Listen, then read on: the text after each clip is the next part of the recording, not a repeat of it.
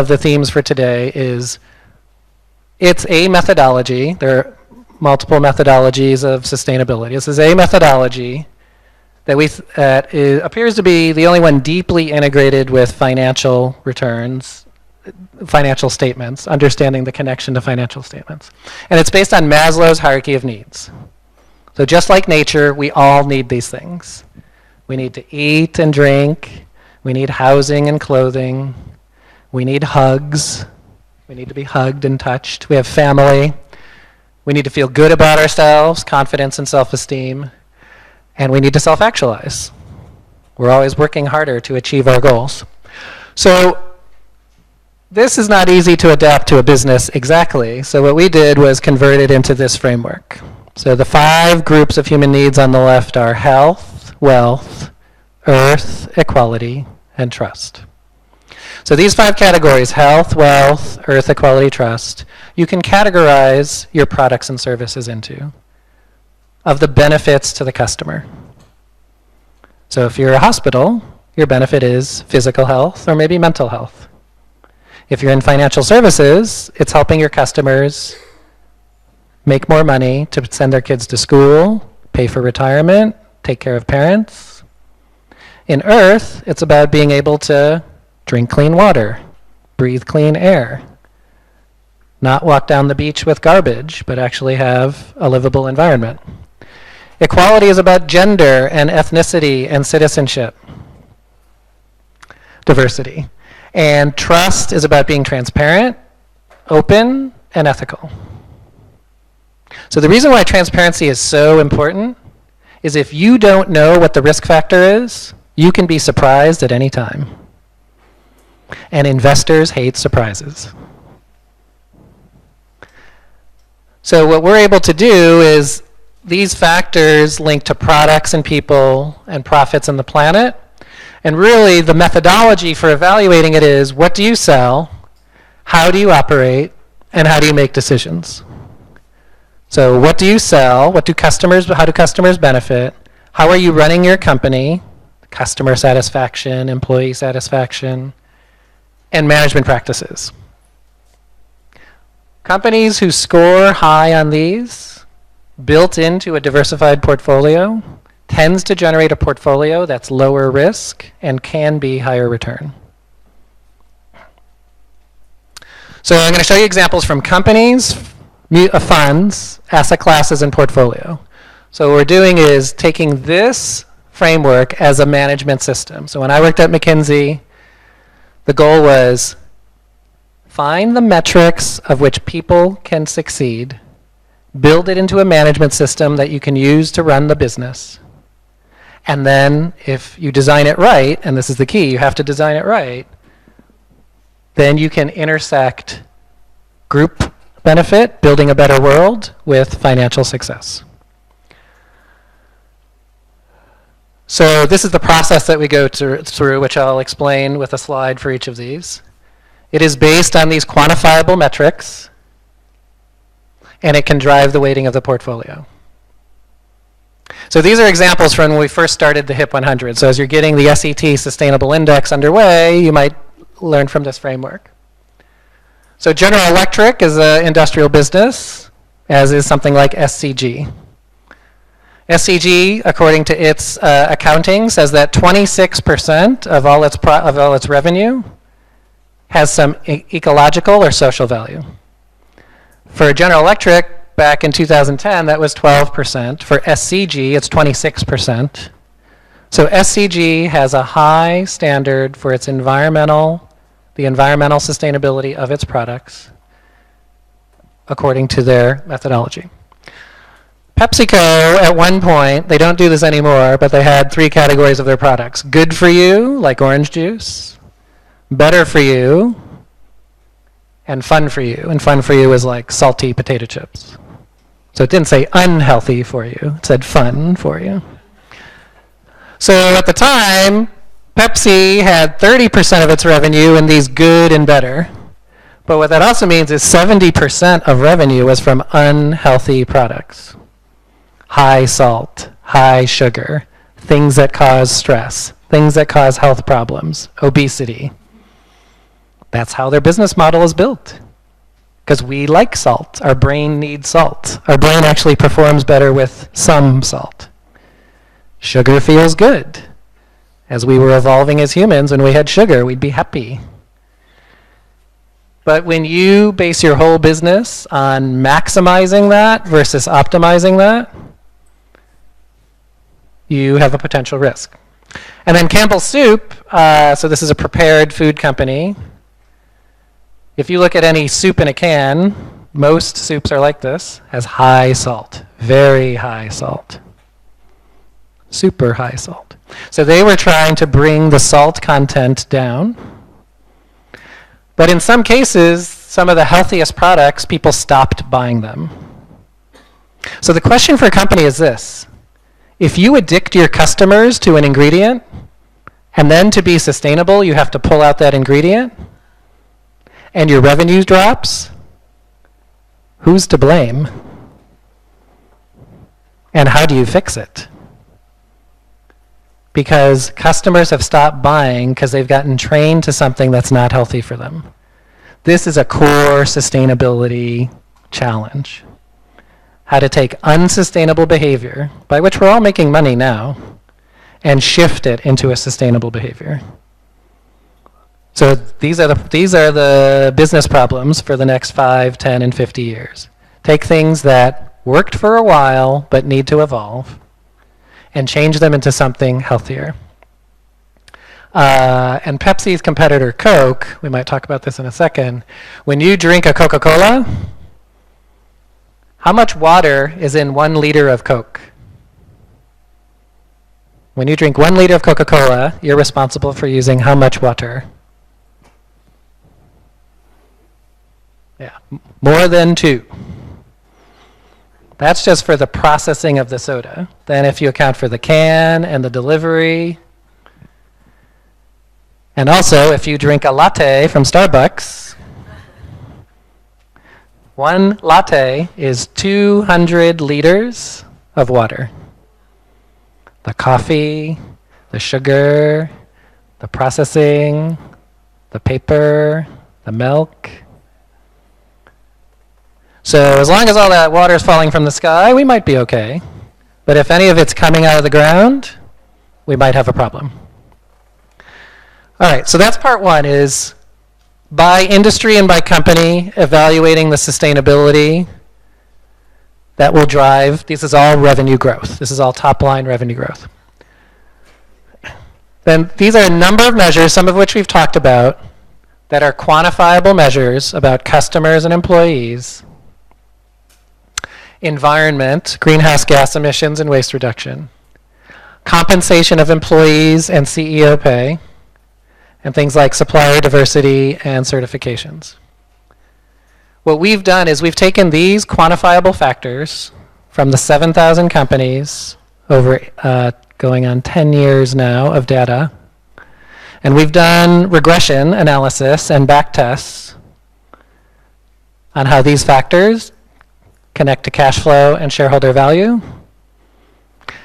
And we've built portfolios out of these factors and looked at how to optimize to get the right coefficient. And we took these factors and we said, if we were going to put them on the financial statements, how would we book human capital as an asset? What would be the true cost of energy and greenhouse gas emissions? And so that's what we've done. And so the weightings of the HIP index, which are trade secrets, but these factors create value or reduce risk. And we've talked about several of them so far.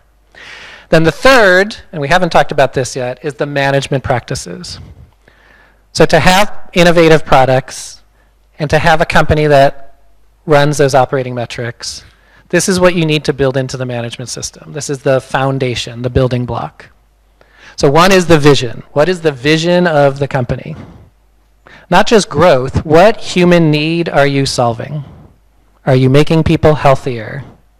Are you making water cleaner? Are you bringing low-income people to be more inclusive into society? That is what gets people motivated. So today's millennials, age 20 to 35. There have been a couple surveys now about what matters to age 20 to 35 millennials. They asked them this question. One survey is from Deloitte, one survey is from Telefonica, the Spanish-based phone company. What is the number one purpose of business? What do millennials say? How about for you? What is the number one purpose of business? What's that? Profit. Traditionally, in recent times, that's the number one goal is profit. To millennials, age 20 to 35, the number one goal, to make the world better. And number two, profit. So using business as an engine for good. So millennials will be good customers, good employees, and good investors when you build a better world. And do so financially sustainably. So millennials aren't saying just do good, don't make profit. They're saying do good. If you do good, it can make a profit. So I guess that proves I'm getting younger, right? By working on sustainability. So one is, what is the vision of the company? Two is, if that's the vision, what are the performance metrics? Now, usually you can only have 5 metrics total for everybody to focus on. And obviously one's going to be profit. Hopefully 2 is customer. Hopefully 1 is customer, 2 is employee. 3 is profit. So that leaves you 2 others. Customer, employee, profit, and 2 others maximum. It could be environmental, could be social, could be anything. Could be learning or innovation. So if you ever use a Post-it, the company that makes that is 3M, Minnesota Manufacturing. Their business goals are every business manager, their revenue, 30% of their revenue has to come from products in the last 3 years. Invented in the last 3 years. So with that goal, you're always inventing. That's what they've chosen to do. Then understanding how these measures link to the financial statements, that's what we're talking about here. How does customer satisfaction link to revenue? How does employee satisfaction a positive return on investment and a positive balance sheet value that is invisible today? And you can also have things like tax credits. So solar tax credits can be government subsidies, for example. The accountability is critical here. Where sustainability sits in the organization will determine how successful it is. If it sits at the board, it can be the highest leverage. If it's only at the executive team and not the board, less likely to be successful. If it sits in a middle manager or lower, unlikely to be successful. So the companies who build sustainability into the board committees, board discussions, board agenda, and board decisions, the rest of this happens. Nature acts naturally. And when it's operating at its highest potential is when sustainability is a part of every management process. From research and development, what products get developed to solve which human needs, to capital resourcing capital allocation. Where are we allocating not only financial capital, where are we allocating people capital? Where are we putting our highest talented people on which projects?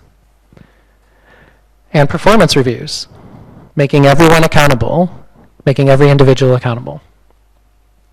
So we convert these into numbers to get an overall HIP score. So this is actually a 20% weight, not a 10% weight. This is another 20% weight. We multiply these out.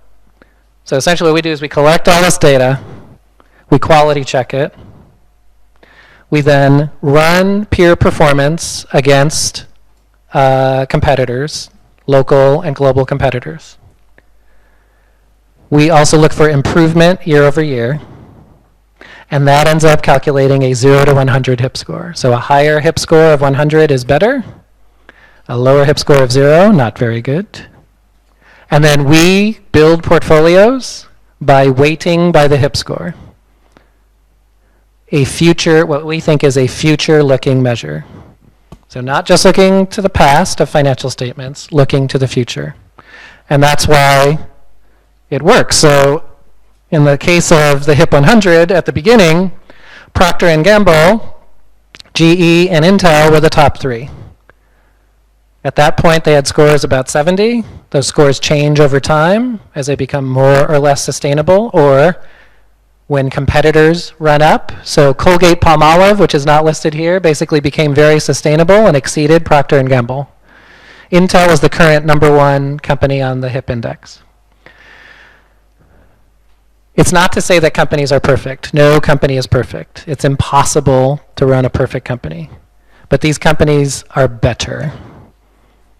They're more focused, more accountable, and more sustainable. So we don't look in the rearview mirror for market value. We look out the front windshield for HIP value. And this is the performance as of the end of last year. So this HIP 100, and we'll be updating this for yesterday's 5-year anniversary. The gross performance is 107% over 4.5 years. And the benchmarks were around 80. We have a real estate index. So on a gross, it was 15% versus the benchmark. It had some high expenses at the beginning, so the net is lower. That will realign over time. And then this is the best companies to work for strategy for a partial year, before we showed you a full year. For a partial year, 18% versus just under 16%. So we take these strategies, and these could be similar strategies to use at SET or in Thailand, or to create an ASEAN index listed on SET, invest in ASEAN through SET. And you could do a top 100 strategy, you could do a real estate strategy, you could do a best companies to work for. We also have a global dividend strategy. So to date, at least for the time period, for the size that they are, that's why some of the nets are lower, these are smaller dollar amounts, the strategies work, because they're looking forward, not looking backward. So really it's the intersection of solving human needs. This is what motivates us as people. We self-actualize, Maslow's hierarchy of needs. We self-actualize when we help other people and we help ourselves. And if you can build a business engine around that, you sort of have a dream job. So HIP stands for both higher impact and profit and higher impact portfolios. All right, I'll just take a quick pause here because I've been talking continuously. Are there questions?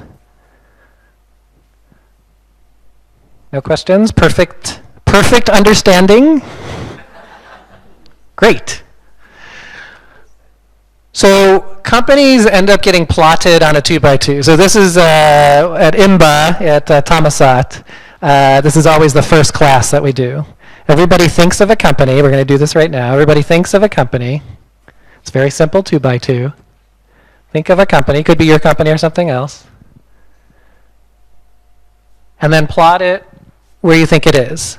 If you think it's high human impact, solving human needs, and it's profitable, put it up here.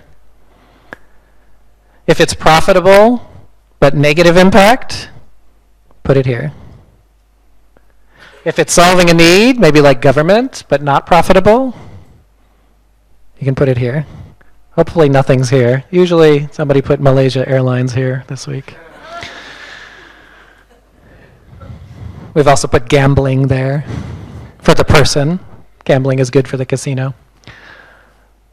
All right, so take 30 seconds and do that. Think of a company and put it on this grid. And if we're in class, you'd all come up to the board.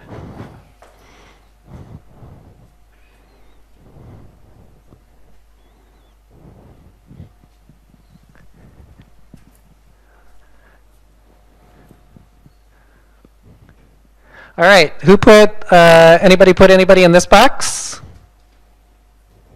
No? Anybody put anybody in this box? High profit, low or negative impact? You did? Which one? Which one? Oh, you don't want to say? Anonymous. Okay, did everybody pick the top right box? Okay, which company did you pick? or organization? Microsoft. Microsoft? Okay. So how are they positive impact? Actually, because I'm from Microsoft, right? So I Okay. have seen the like investment in human Yes? for almost every level, mid-level and upper-level management. Yes. At the same time, I think it's the company that make a lot of profit though because of their sales license. Yes? Okay. So you think it's in the top right? Yes. Yeah, okay. And you're excited about that working there? Not quite sure at this moment. Okay. All right, sounds good. All right, who else put something that they would like to share with everybody? Yes? What about you? The chairman has asked that you reveal your answer.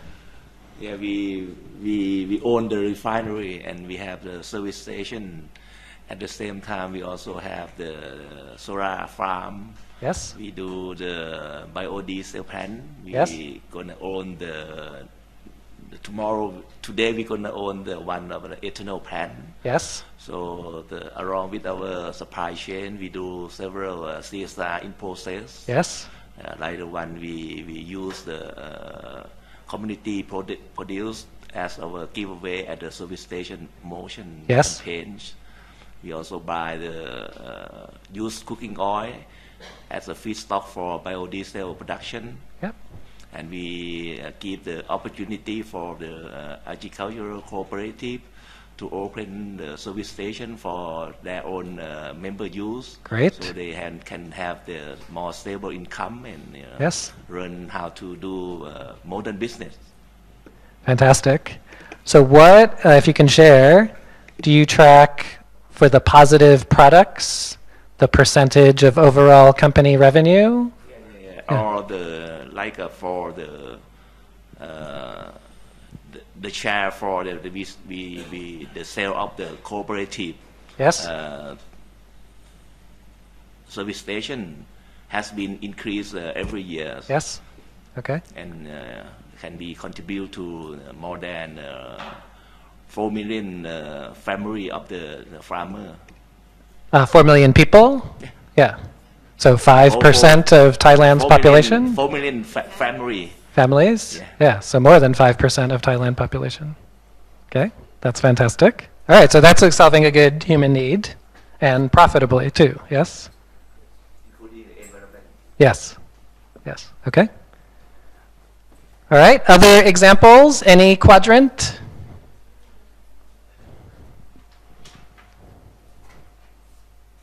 Nope? All right, well, feel free to do this with your friends. Helps for hip branding, too. So the HI, the human impact, is sustainable for society and stakeholders, and the profit is sustainable for shareholders. So when you're here, you're sustainable for both. Like we talked about here, this may not be sustainable for shareholders, but this is not sustainable for society. So being able to understand your own sustainability and plot it against competitors, that's one framework that you can use in the boardroom or in strategic planning. Or looking inside the company, you could do this by business unit. So you could look at the cooperatives versus the other business units and see who's where. And that's where you can start to create internal competition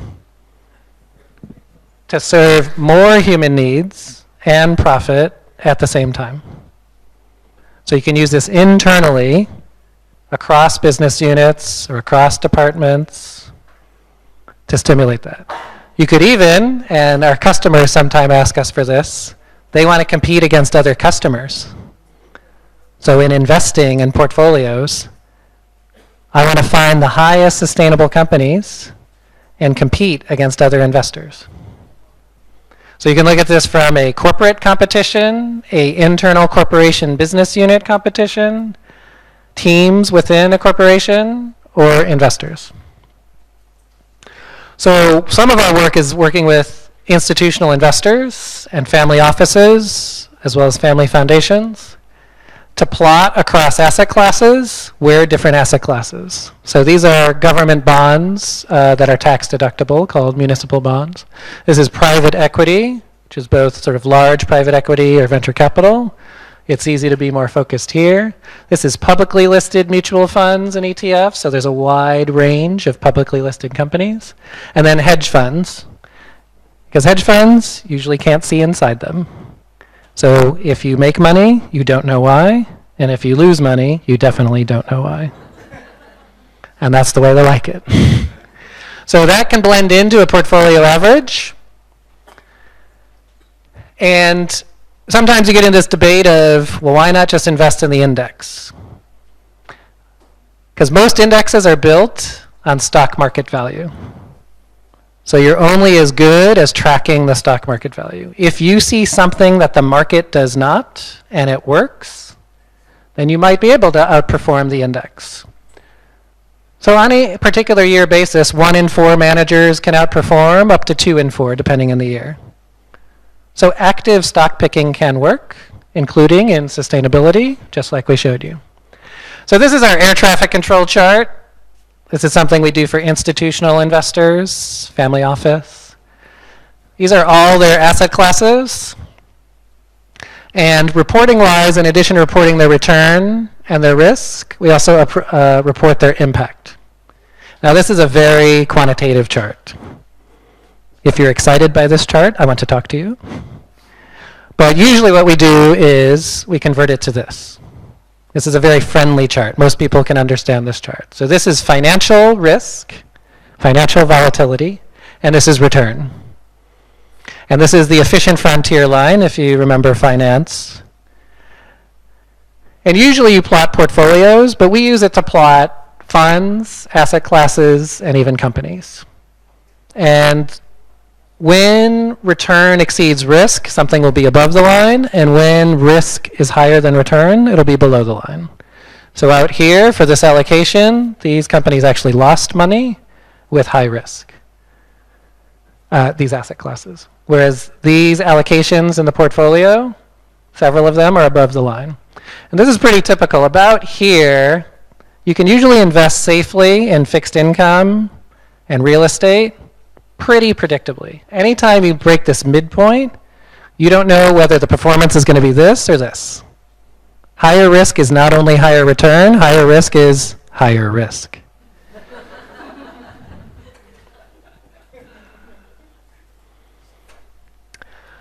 So as we show a customer something like this, because cash is paying 0 now, this is the cash bubble.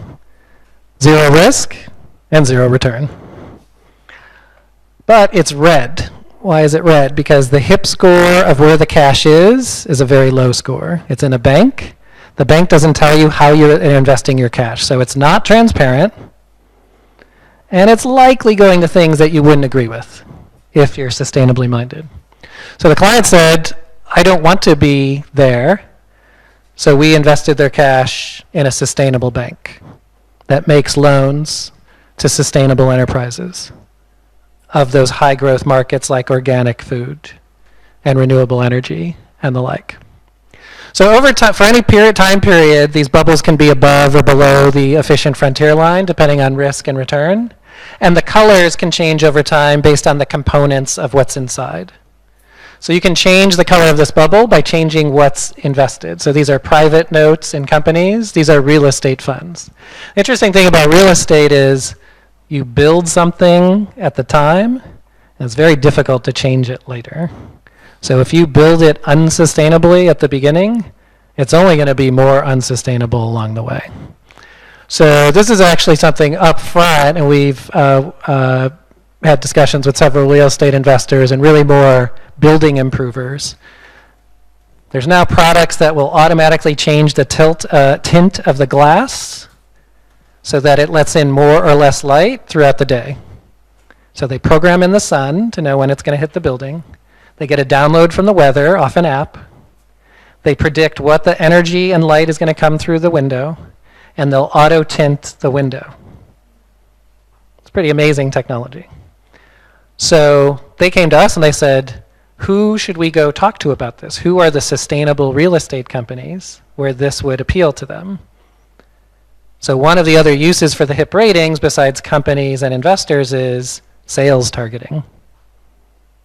And somebody else came to us, an architect, and said, same on real estate, who are the product companies that we should seek out to make sure their products are in our sustainable buildings? So a sustainability rating of looking forward has many uses. It's a communication to your customers. It's a motivation for your staff. It's a telegraph to investors that you are respectful of them, you want to share information, and that you can let them look inside your business